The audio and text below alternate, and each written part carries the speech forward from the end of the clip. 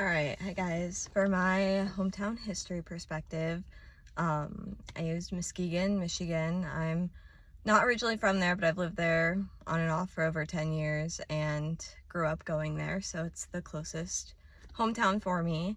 Racial demographic, population, the actual city of Muskegon, it's about 38,000 people, 52% white, around 31% Black or African American, 10% Hispanic, and then that remaining like 7-ish% is kind of a mixture of multiple other ethnicities. I couldn't really find a much further of a breakdown.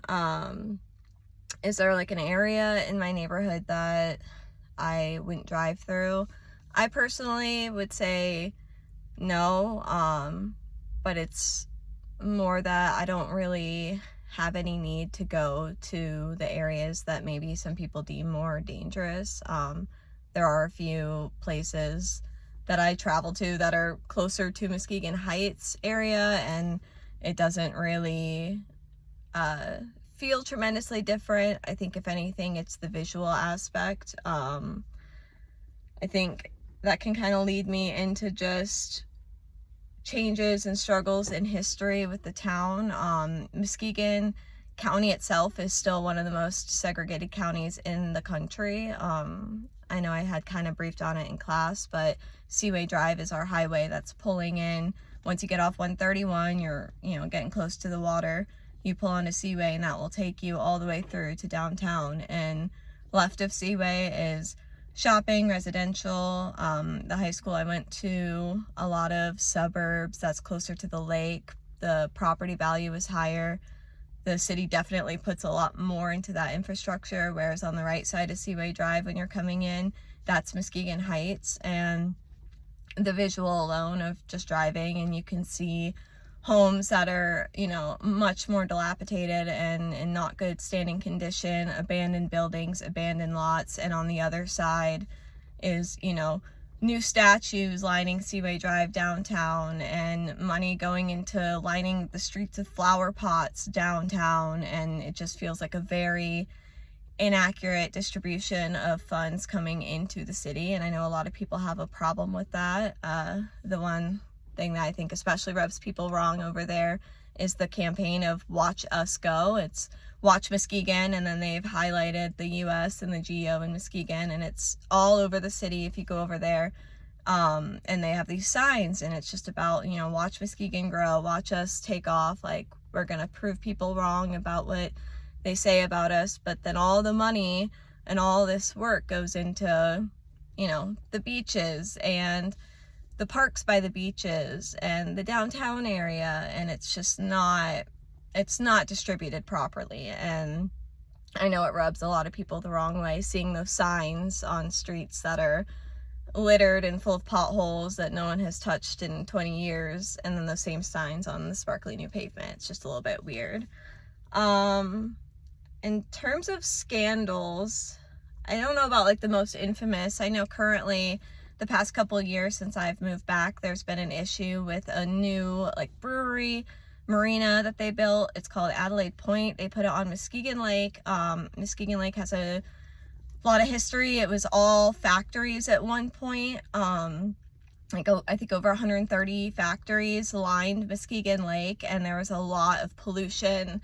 A lot of those factories have been torn down. One that's really close to me, they blew the whole thing up and then found out it was full of asbestos. So there's a lot of issues already with the pollution in Muskegon Lake. And Adelaide Point is this new brewery. They came in, and the person who owned it has gotten multiple violations from local environmental committees, the county's environment, the state's environmental committee. I mean, everyone has been coming after this guy, and instead of changing the building layout, he just continued to build and pay the fines.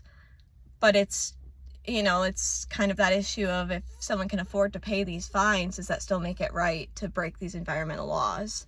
I also have heard just through word of mouth that he has used a lot of local businesses like, construction, electricity, plumbing, etc. And a lot of them have not been paid back yet from the job that they did. And this marina is now open. It's massive. I refuse to go. Some people say it's pretty. I think it's got, you know, a lot of weird vibes coming into the city, millions and millions of dollars from outside money, outside investors, and no remorse for like the local community and the impact on it. So that's definitely been pretty scandalous.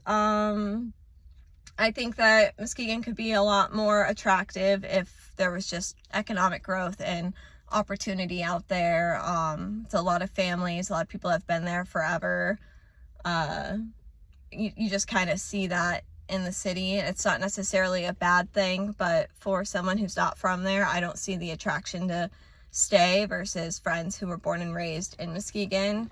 It's definitely that kind of communal feeling versus welcoming outsiders and welcoming young people with opportunity. You don't see that as much there. Culture and community. I know I'm already at 6 minutes. I will say, you know, Muskegon started as lumber and sand and factories in the early 1900s. There was actually, in my neighborhood particularly, Bluffton, which is right on Lake Michigan, Buster Keaton, who was like an original silent film star, his family moved there. They were kind of like circus people, and for a while there was a community of this like traveling circus people who called the Bluffton neighborhood of Muskegon their home in the summertime. And so there's some pretty cool photos at the Muskegon Museum because they had an elephant.